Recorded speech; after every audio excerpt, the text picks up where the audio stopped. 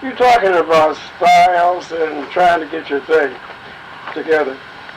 What you got to do is to learn how to systematize things. How to take it and develop it and take it to its logical conclusion. Like I showed Pop and all of them, even like Woody and them, some shit I was doing in 1960.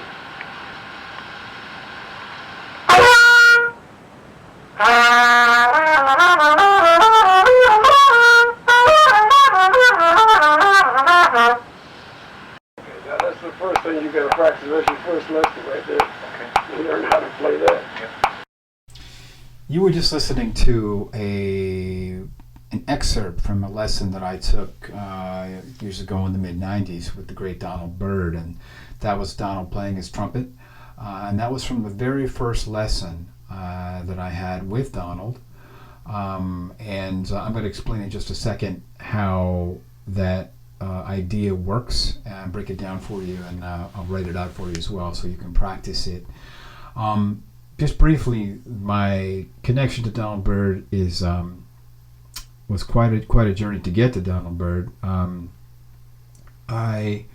After leaving, I had the opportunity to study at the Hart School of Music at the Jackie McLean Institute of Jazz with Jackie McLean and some other fantastic professors, and be around some amazing musicians who I ended up becoming very dear friends with, and to this day still close friends with.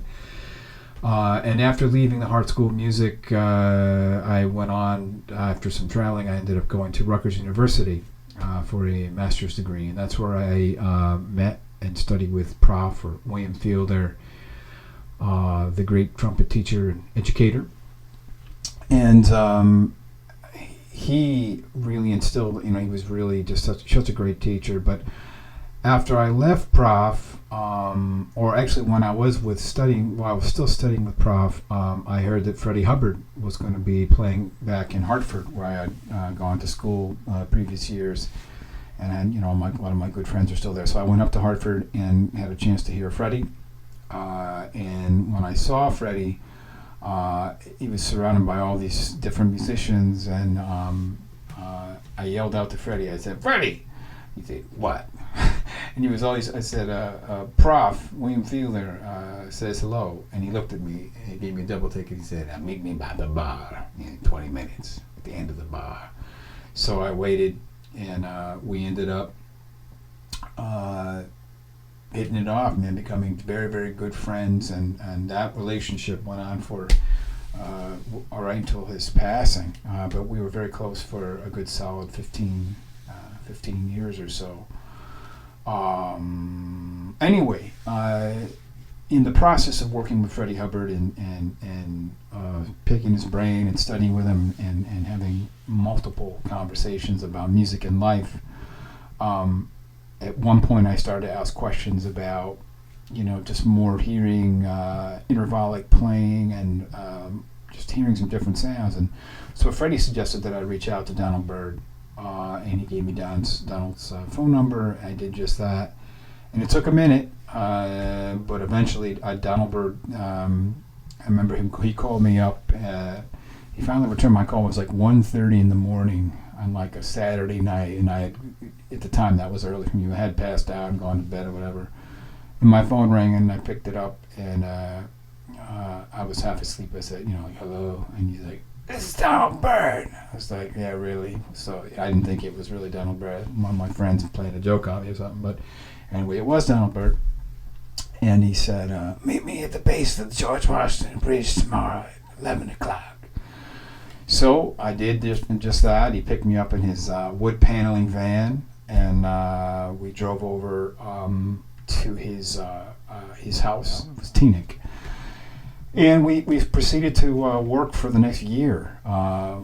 Give or take every month or every 6 weeks we got together, and we worked for hours and hours on end. And one of the things that Donald Byrd was always demanded I do was, everything I say, record. So I I mean, if we were driving through like a fast food joint, is that thing on? And he'd always be asking me, record it. And so I literally have just hours and hours and hours and hours and hours of Donald Byrd and I hanging out. And so I thought, I've literally been sitting on this forever and not knowing what to do with this, and how to present it in a way that would be respectful and to Donald and his legacy in terms of just his messaging and what he'd want me to share as a student of his at one time. So with that said, I'm going to start the series off, Lessons with the Masters, and this particular, this will be the Donald Byrd lessons, if you will, Lessons with the Masters. This will be Donald Byrd, of course, part one. There are multiple parts to this. What I'm going to do is play an excerpt of Donald Byrd playing and saying something, and then what I'll do is try to break it down in a way that's hopefully very clear for you to understand.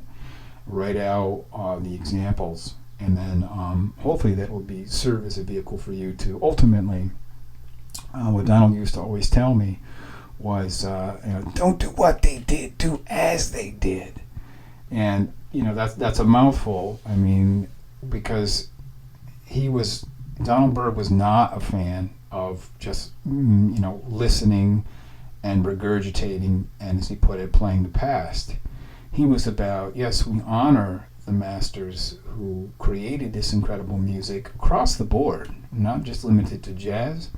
I was transcribing Bartok, duos and trios and the string quartets when I was working with Donald Byrd, checking out the scores of Scriabin and Stravinsky and a whole lot more. So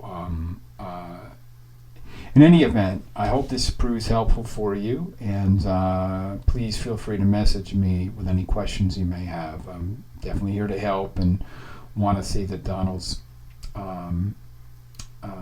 legacy will be shared, hopefully in a way that's respectful and helpful in the way that I think he would have liked to have it shared. Now, with that said, let's move forward. The first idea that you're about to hear, I'm going to play it on my horn in a second. I'm just going to shift gears here and play it on the horn, and then we can talk about it a little bit more. But one of the things Donald was very adamant about was to practice with a metronome at times. So I'm going to shift gears here and set the metronome at 120. That was always a starting point for us. So let's go from there. This is Donald Byrd.